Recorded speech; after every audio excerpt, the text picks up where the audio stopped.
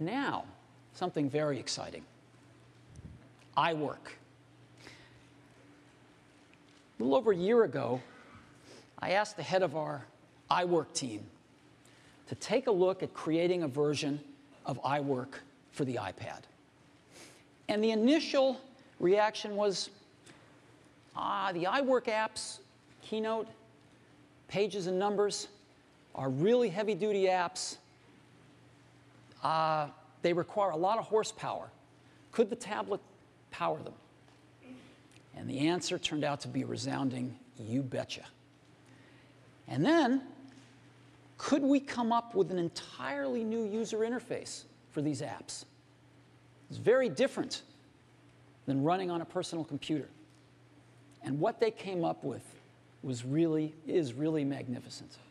And so, to tell us about iWork on iPad, I'd like to invite up Phil Schiller, our Senior Vice President of Product Marketing. Phil?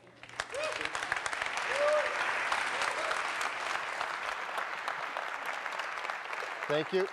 Good morning, everyone. This is really exciting. iWork is a suite of applications that millions and millions of our customers on the Mac truly love. These applications are innovative, they're beautiful, they're creative, they're fun, and our customers at home, and in schools, and in business are able to create professional quality presentations, word processing documents, and spreadsheets, all with this amazing software.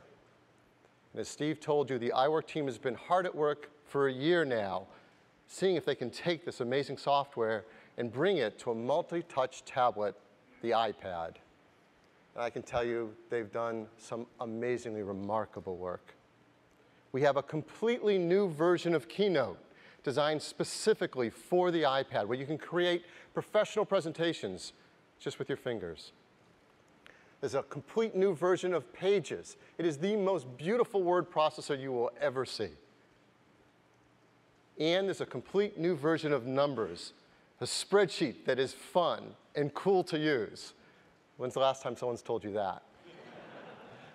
And really, the only way to appreciate how amazing the software is for me to show you. So I'm really honored to be the first to show you the new iWork applications on the tablet. So here we go. I get to sit in the chair. Let's launch Keynote.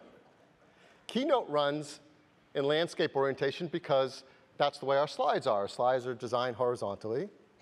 And when we launch into Keynote, the first thing we do is we see our slide library. This is a library of presentations that we have created in Keynote.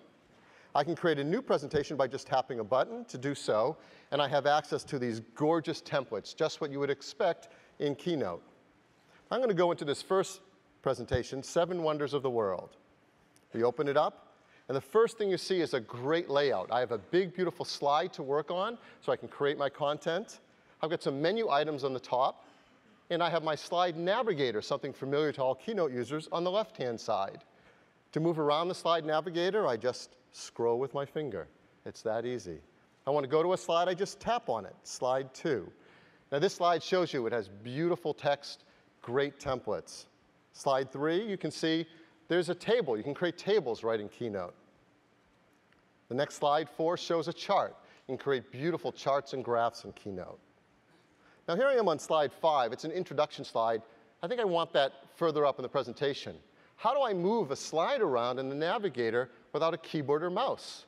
It's really simple. I'm going to hold my finger down on it. It pops up out of the canvas, and I drag it wherever I want and let go, and now I've rearranged my slide. Well, that's for one. What if I want to move a bunch of slides? Watch this. I'm going to pick slide 5, drag it over, and then I'm going to tap 4, tap 3, and they create a bundle that I can drag and place anywhere I want, and they snap into place. So multi-touch gestures used to arrange all my slides. Slide 8 shows we can have incredible graphics and photos on this. Well, how do I get them in?